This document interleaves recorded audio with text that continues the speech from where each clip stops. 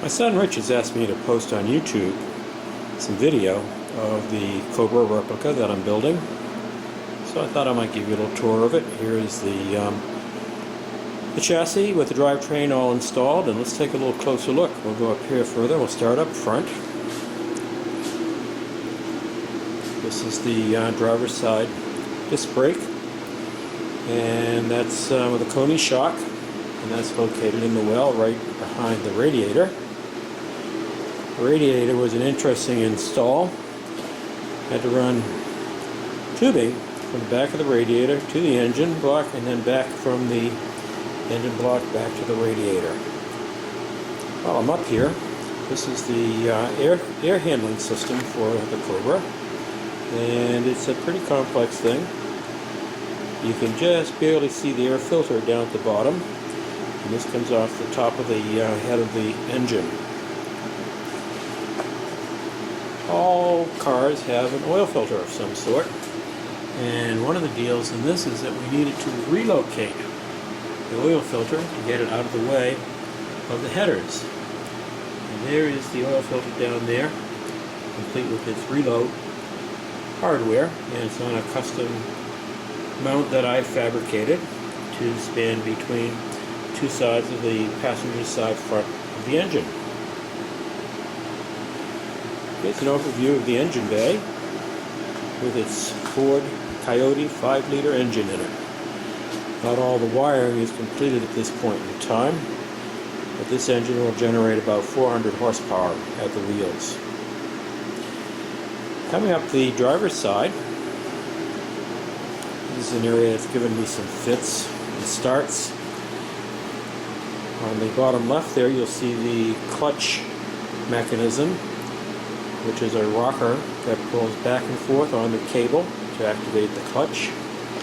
Then these two things down here are the brake master cylinders, one for the front and one for the rear. And you can see a lot of the electrical connections, including the fuse box down there, are in this very small section, and it's tight working. And back here, this is an interesting button. This is the crash safety valve.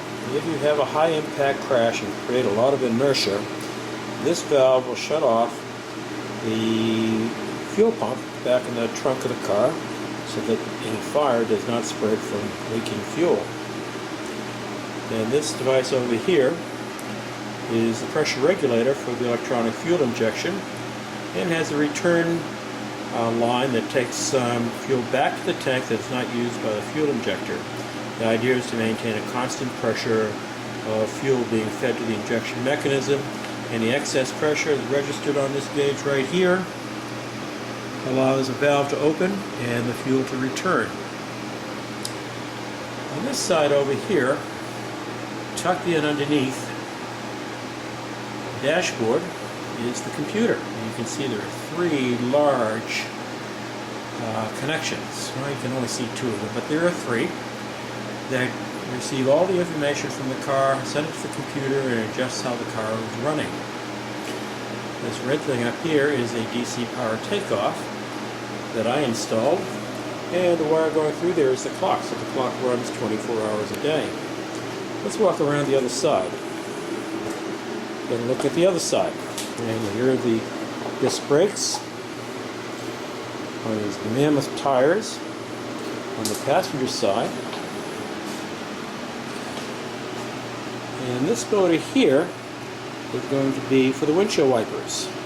Again, I need to make a custom mount. I made the bracket behind it, and putting the computer underneath the dashboard made it a little difficult for this installation, but I've got it in there. These are the exhaust pipes coming off the engine, and I'm still waiting for the J pipes to arrive, which will connect these exhaust headers to the true exhaust pipe with the muffler and the oxygen sensor for the environmental pollution compliance. Now we're coming up into the cockpit. You can see the wiring spaghetti here behind the dashboard. And I've got to get this all straightened out. It is a bit of a mystery, believe me. And then coming into the cockpit, you have the glove compartment, and then my dashboard. I've mounted the dashboard permanently yesterday.